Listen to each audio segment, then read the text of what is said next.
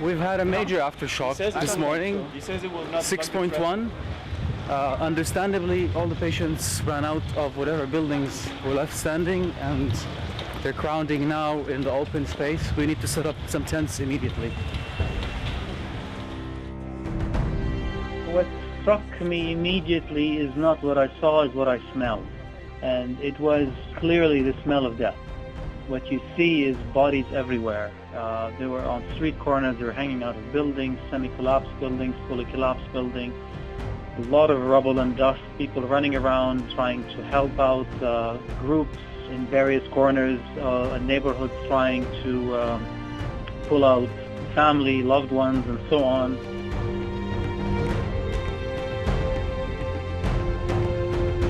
A lot of dust in the air. There's something very amazing about these massive earthquakes, because of the way they sort of literally crack open buildings and houses and allow you to sort of peer into people's lives. So you will look into a building where there is a bed and a picture on a wall and a clock or something. That, you know, these views you get by the hundreds of things that you would never see, of course, ever. These are people's very private homes that all of a sudden are exposed now to the world and to the sun. Very unsettling for me about that type of view of people's lives. It's just been hell on earth today.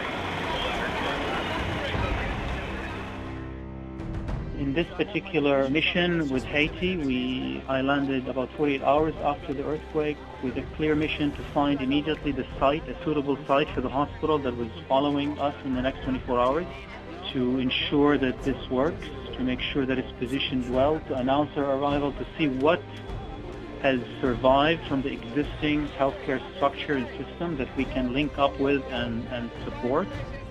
My brain is running at 120% with checklists and constantly monitoring and seeing how we can do our best. You see and you smell, and of course that is part of the assessment. But we let the emotions sort of stay on hold for a while. What is very, very critical, aside from having a secure site, which typically we try and position as close as possible to the existing local facilities that may have collapsed or may have been semi-functioning, is you need a water source and we need a fuel supply, because we do bring in water purification equipment and we do bring in generators, but the generators need diesel and we need the water source to generate water for the hospital. We also need a lot of local volunteers, both medical and non-medical personnel. Typically, our field hospital will go in with 20 to 30 expatriate medical personnel of various professions and administrators, but that will not make a 100-bed hospital function. So we quickly need local support.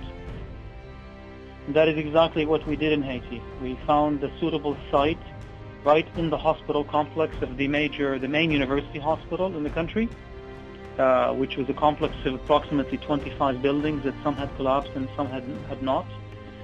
So we set up our hospital there, providing surgery and outpatient care, plus providing critically additional supplies and tents and beds, extra material we bring in to provide to the local hospital that was partially functioning, to ensure that they are also able to sustain some level of service.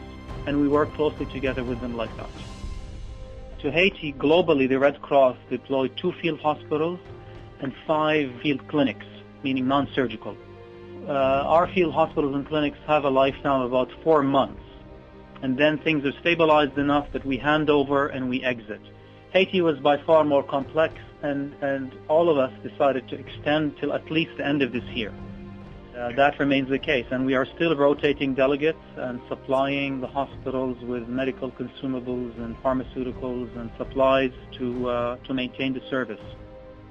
Haiti has an opportunity with the overwhelming now generosity globally and the types of expertise that are being offered, and of course, and the resources backing those expertise to in fact build back better. I wish them the best, but Many of the Red Crosses of the world are still there. And I always say, and in terms of also in our Red Cross world, what we say is also in terms of this response to rapid onset disasters like this earthquake, is not necessarily how quickly we got there after, it's how long we stay.